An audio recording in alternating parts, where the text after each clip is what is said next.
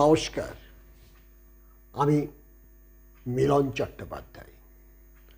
আজ আপনাদের কাছে আমি আলোচনা করতে চলেছি শক্তি সাধনার এক অন্যতম বিষয় পঞ্চম। অর্থাৎ একজন সাধক তার সাধনার পথে যে পথ ধরে এগিয়ে চলেন, সেই পথে তাকে বিভিন্ন অনুভূতিকে, নিজস্ব ভাবনাকে জয় করতে হয়। তবেই তিনি তার সাধনার পথে এগিয়ে চলেন এবং যে কুলকুণ্ডলিনী শক্তি, যে শক্তি জাগ্রত করার জন্যই সাধকের লড়াই, সাধকের সাধনা, সেই শক্তিকে জাগ্রত করার এক অন্যতম মাধ্যম হচ্ছে এই পঞ্চম। তা নিয়েই আমার আলোচনা আজকে। সে বিষয়ে আলোচনা করার পূর্বে প্রথমেই আপনাদের কাছে আমার বিনীত নিবেদন, অনুগ্রহ করে আপনারা আমার এই চ্যানেলটিকে যদি সাবস্ক্রাইব করে রাখেন, তাহলে আগামী দিনে এই ধরনের আলোচনা শুধু নয়, পাশাপাশি আপনাদের বিভিন্ন যে সমস্যা, সেই সমস্যা নিয়েও আমি আলোচনা করব এবং তা আপনারা জানতে পারবেন এই চ্যানেলের মাধ্যমে। বিশেষ করে আপনাদের বিভিন্ন যে পারিবারিক সমস্যা, আর্থিক সমস্যা, নানা ধরনের সমস্যা, যে সমস্যা সমাধান করার জন্য বিভিন্ন মন্ত্র শক্তির যে প্রয়োগ, তা নিয়েও আলোচনা করা হবে।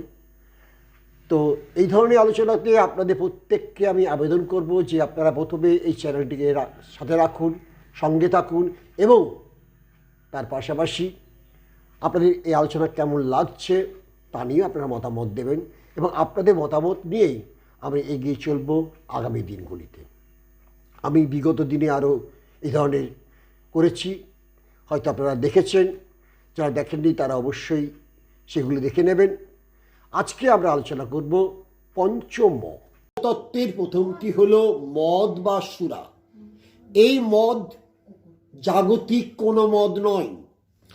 এখানে মদ শব্দের একটি গভীর তাৎপর্য রয়েছে। সাধক যখন সাধনার উচ্চ পর্যায়ে উঠে যায়, তখন তার ব্রহ্মরন্ধ্র থেকে এক ধরনের সুধারস নির্গত হয়। এই সুধারস বা অমৃত ধারাই হল মদ। শাক্ত পদাবলী সাহিত্যে তাই মদ শব্দটিকে এক বিশেষ অর্থে প্রয়োগ করা হয়। এই মদের সন্ধান পেলে জীবন যে অনুভূতিকে লাভ করে, তাই হল আসল মদ্যপান। পঞ্চময়ের দ্বিতীয় ম হল মাংস, মা যুক্ত অংশ। এখানে মা শব্দটির অর্থ হল রসনা বা জিহ্বা। অংশ শব্দের অর্থ হল বাক্য বা কথা। সাধক যখন মা বা রসনার এই অংশ বা বাক্যকে ভক্ষণ করে বা মৌনী ব্রত পালন করে, তখনই তিনি হন মাংস সাধক। তাহলে আমরা বলতে পারি, সাধক যখন বাক্য সংযমের মধ্য দিয়ে জীবনের অনুভূতিকে উপলব্ধি করেন, তখনই তার মাংস সাধনাও সফল হয়। পঞ্চময়ের তৃতীয় ম হল মৎস্য। মৎস্য কথাটির সাধারণ অর্থ হল মাছ। সাধন তত্ত্বে বলা হয়েছে, গঙ্গা ও যমুনার মধ্যে দুটি মৎস্য বিচরণ করে। এই গঙ্গা ও যমুনা বলতে এখানে মানব দেহের ইড়া ও পিঙ্গলা, ইড়া ও পিঙ্গলা নাড়িকে বোঝানো হয়েছে। এই দুই নাড়ির মাঝে যে মৎস্য বিচরণ করে তা হল মানব দেহের শ্বাস ও প্রশ্বাস। এই শ্বাস ও প্রশ্বাসের গতি রুদ্ধ করেন যে সাধক, তিনি মৎস্য ভক্ষণ করেন। যদি এই বিষয়টিকে আরো একটু গভীরে ব্যাখ্যা করা যায় তাহলে বলা যায় যে যোগ সাধনার মাধ্যমে এই শ্বাস প্রশ্বাসকে নিয়ন্ত্রণ করা যায়। প্রতিটি সাধকই হলেন মহাযোগী।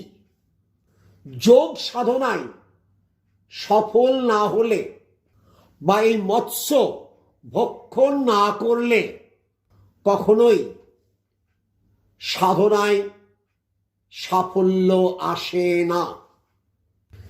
পঞ্চময়ের চতুর্থ ম হল মুদ্রা। মুদ্রা কথাটিরও একটা বিশেষ অর্থ রয়েছে। সাধক